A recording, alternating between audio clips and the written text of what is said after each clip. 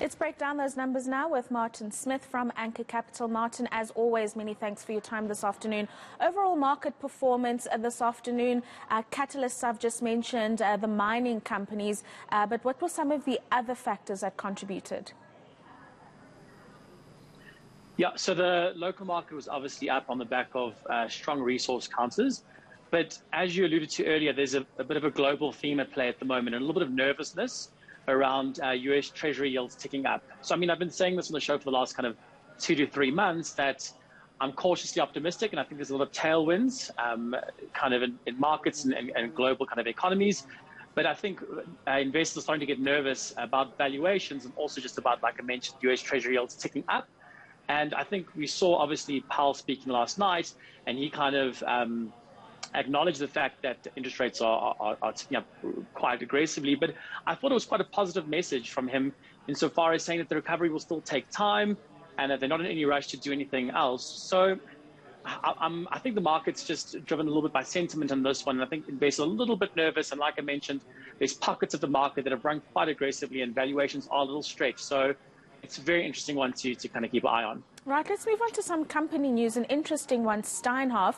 We're seeing German legal authorities taking action against Markus Jöster. And I wonder, does the market really care about the recourse that's taking place? I saw the share was up about just over 1.5% earlier this afternoon. So I'm just wondering, do they care, those in the market?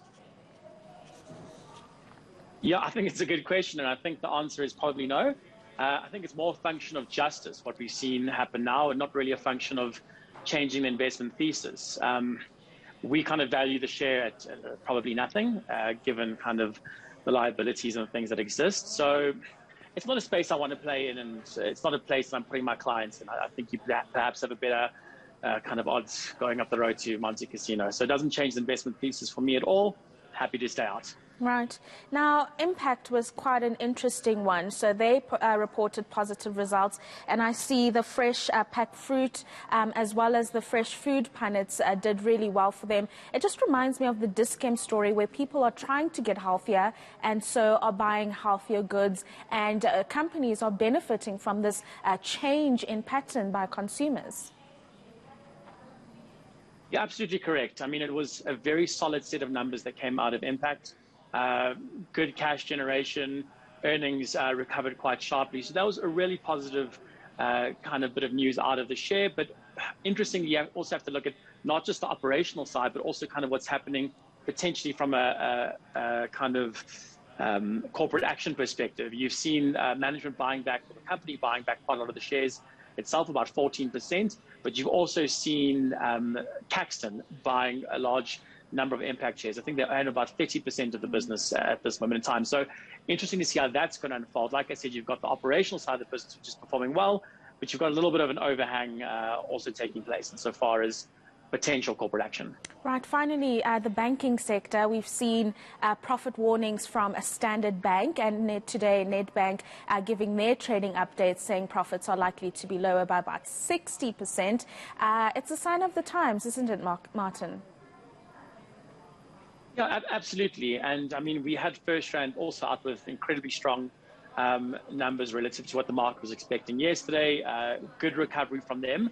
But one thing to look at, just if you have to compare FirstRand with the Nedbank numbers that came out today, is that FirstRands were for 6 months and these Nedbank numbers for 12 months. You can't exactly compare them like for like, because obviously FirstRands was down 21 and these numbers out of Nedbank were down 55 to 60 at a headline earning per share number. So relatively in line, nothing really there that's going to convince me to change from FirstRand being my preferred pick in the sector. And if you had to compare it to someone, I think the Standard Bank numbers that came out recently were down about 40 to 45%. So slightly below the kind of the rest of the sector. But yeah, again, I'm happy to own FirstRand. All right, Martin, as always, many thanks for your time. That's Martin Smith from eNCA Capital. And now, if you've ever wanted to invest in the wine industry, you'd want to tune into my interview in the next bulletin. Well, that sounds great, Rapira. I invest in a very informal way. I have a bottle in my fridge that I invest in that way. I'm looking forward to that. Let's formalize it, Sally. Let's formalize it. I look forward to that one. Thank you very much, Rupi.